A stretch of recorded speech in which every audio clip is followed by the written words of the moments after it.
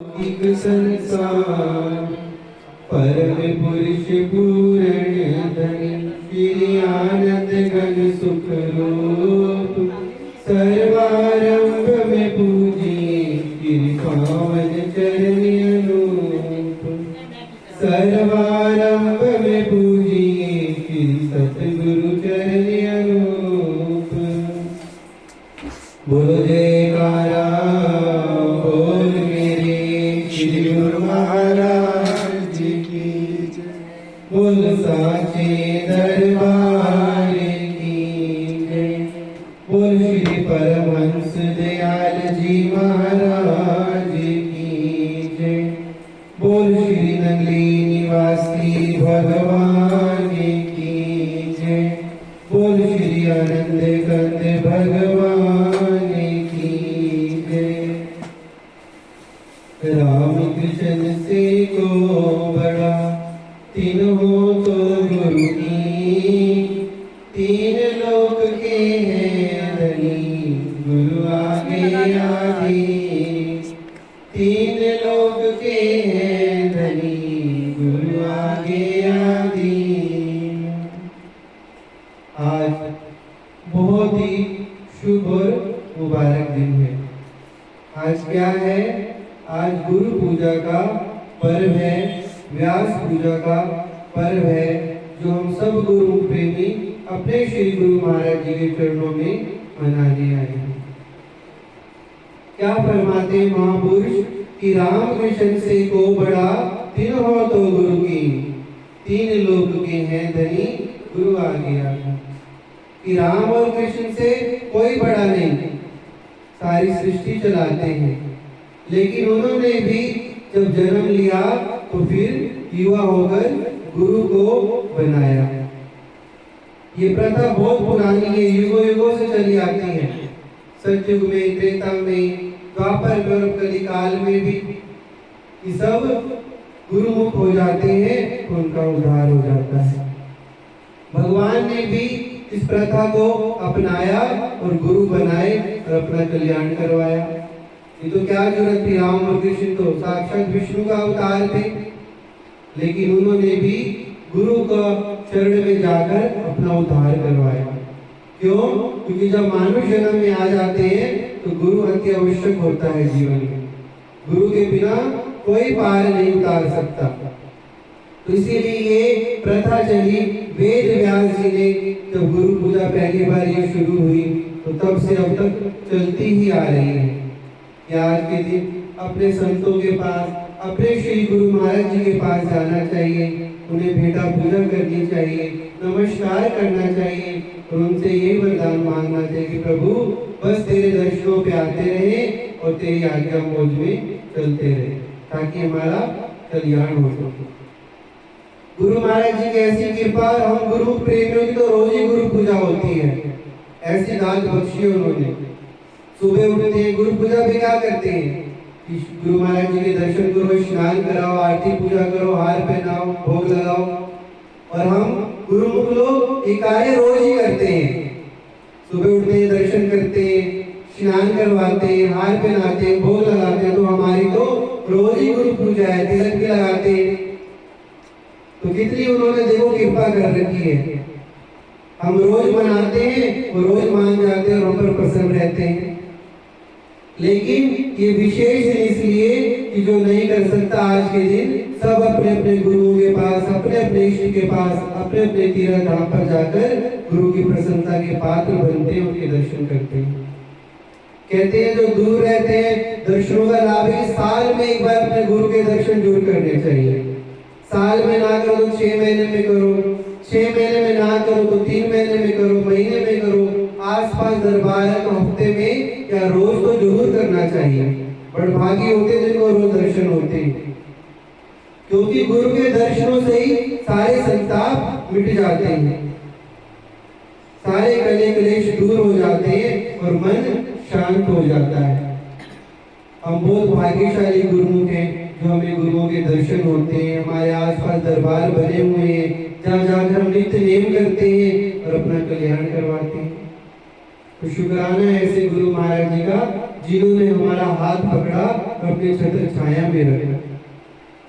हम नहीं थे इस काबिल, लेकिन उन्होंने अपना बना लिया। तो बड़ी कृपा है श्री गुरु महाराज जी की। कहीं भी देखो, कोई भी ग्रंथ उठा लो, सब जगह गुरु शिष्य की लीला मिलेगी। कोई ऐसा नहीं कि गुरु शिष्य ने ये ना माना हो कि गुरु आज्ञा में चले जो कोई इस सेवक को दुख ना हो। जो गुरु की आज्ञा में चलते हैं वो सेवक फिर सुखी सुख पाते हैं, उसे कभी दुख नहीं आता। अब परम दयाल जी ने श्रीनगर निवासी भगवान जी को आज्ञा दी ना कि जाकर तप करो, भजन करो। जहाँ बैठे नीम के पेड़ के नीचे 13 साल 16 साल और भजन किया।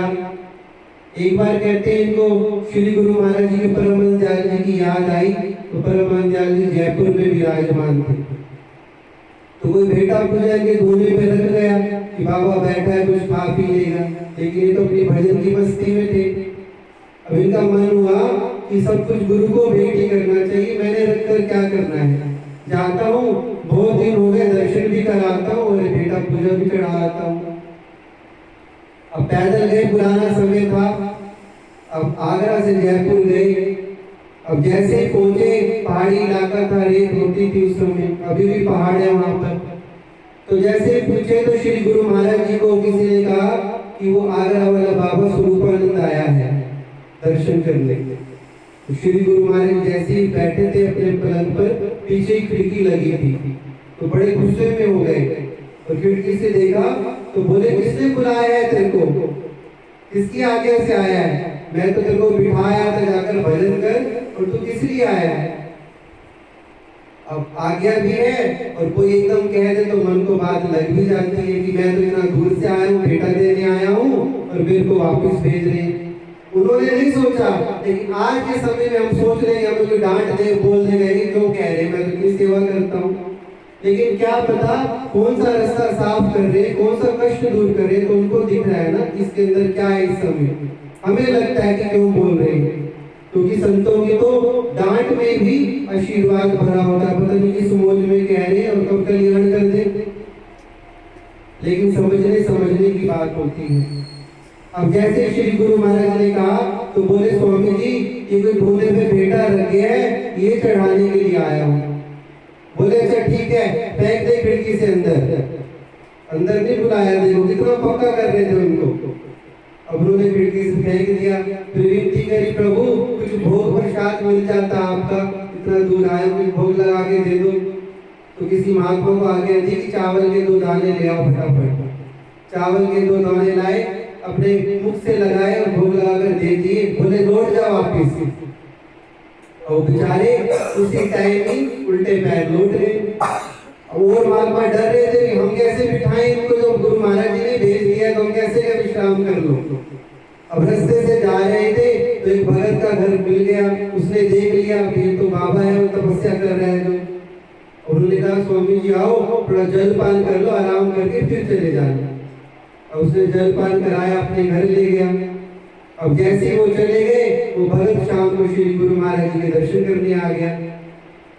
अब दर्शन करने आया तो उसने बताया कि आज बाबा स्वरूपानंद मुझे मिले थे, तो मैंने उन्हें जलपान कराकर भेज दिया है। तो आंखों में आंसू आ गए, खुश हुए कि अच्छा तूने बहुत अच्छा किया।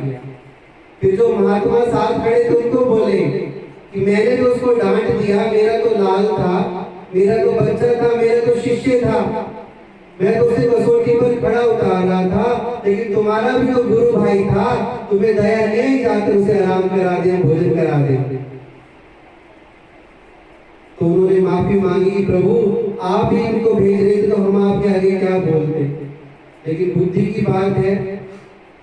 तो उन्होंने कहा, सुब्रमण्य दयाल जी की आंखों में आंसू आ गए कि आज मेरा लाल यहाँ से भूखा गया है, मैंने उसकी सूरत देखी, वो कांटा हो गया भजन कर करके, ऐसी आज्ञा पे बैठा हुआ है। कोई बात नहीं, तुमने आज भोजन नहीं कराया तो क्या हुआ, ऐसा समय आएगा मेरे लाल को लोग दूध पिलाएंगे, घरों में बुलाएंगे, फूलों की वर्षा करेंगे, चांदनी तानेंगे, समय नहीं मिलेगा उसको, और उसके 10,000 से ज्यादा भी शिष्य होंगे। ऐसा चमकेगा मेरा लाल। कोई बात नहीं, देखो डांट भी रहे, प्रेम भी दे रहे, दुआ आशीर्वाद भी दे रहे। संत एक भी सारे काम कर देते, बस एक वचन को मानने की देर है। लेकिन हम कमियों को देखते हैं कि हमने ये करा, ये कह दिया, वो कह दिया। अरे उनकी मौज, उनकी राज क्या पता क्यों कह रहे हैं, हम जीव समझ सकते हैं। हमें तो सिर्फ एक वचन मानना है, ये आज्ञा हुई है और हमें करना है, बाकी तो उनकी कृपा। तो आज देख लो उस आज्ञा का क्या फल है कि नंगली वाले का धाम ही अलग बन गया। त्रिलोकीनाथ महापूर्ण अवतार जिन्होंने इतनी बड़ी बड़ी रचनाएं रच दी, अनंतपुर जैसा धाम बना दिया, नंगली बना दिया, और भी कितनी शाखाएं बना दी जो उनके नाम की है। कोई ऐसा धाम नहीं जब श्री गुरु महाराज जी विराजमान ना हो। ये क्या है? गुरु की आज्ञा का प्रताप। कि गुरु आज्ञा में सुना ना आपने कि रही जो गोटी सेवा का दुख ना हो। फिर क्या होता है कि गुरु समृद्ध सिर पर खड़े, क्या कमी को है दास, रिद्धि सिद्धि सेवा करे, मुक्ति न छोड़े पास। फिर गुरु फरमाते हैं तो बन के तो देख मेरा, रिद्धि सिद्धियां तेरी सेवा करेंगी। वो कब करेंगी? जब गुरु का एक वचन मान लेंगे, पहले आज्ञा पे चलेंगे, तभी तो पूरे उतरेंगे। पीछे हट जाएगा तो फिर तो कुछ भी नहीं होना। जब एक वचन मान के बैठे रहेंगे तो सब कार्य अपने आप होते हैं। कि हमें क्या करना है? सिर्फ उनका चिंतन, और चिंता उनको होनी चाहिए। कबीरा जो मैं चिंतू मम चिंतित होए, मेरी चिंता सतगुरु करे, मोह चिंता नहीं को। कि मुझे तो तुम्हारा चिंतन करना है, तुम्हारे नाम पे बैठना है, बाकी चिंता तुम्हारी है। और फिर वो कमी नहीं छोड़ते, रजा देते, खिला खिला के इतना भेज देते हैं। बस एक विश्वास, उनसे प्रेम होना चाहिए। जिसको भी होता है वो हमेशा पार उतरता है। तो आज हम भी गुरु पूजा पे श्री गुरु महाराज से प्रार्थना करते हैं, प्रभु अपनी सेवा सिमरन बख्शना, अपने दर्शन बख्शना, जो भी आपने नियम बनाए उन पर चले और खूब आपकी प्रसन्नता के पात्र बने, ताकि हमारा जन्म सफल हो सके। तभी तो गुरु पूजा मनाई जाती है कि गुरु प्रसन्न हो जाए। कोई गुरु से रूठ जाते हैं तो आज के दिन प्रथा है कि जाके अपने गुरु की शरण में चले जाओ, माफी मांग लो, तो लोग खोल देते हैं, बख्श देते हैं। वो तो बख्शना आ रहे हैं। कई बार लगता है हमें कि नहीं कुछ कहे ना, ये ना हो जाए, मन में आ जाता है, लेकिन नहीं, वो तो दयालु है, वो तो ममतामयी है, वो तो चाहते हैं जिनका कल्याण हो जाए। तो आज के दिन जो भी गुरु की शरण में जाता है उसके सारे कार्य अपने आप हो जाते हैं।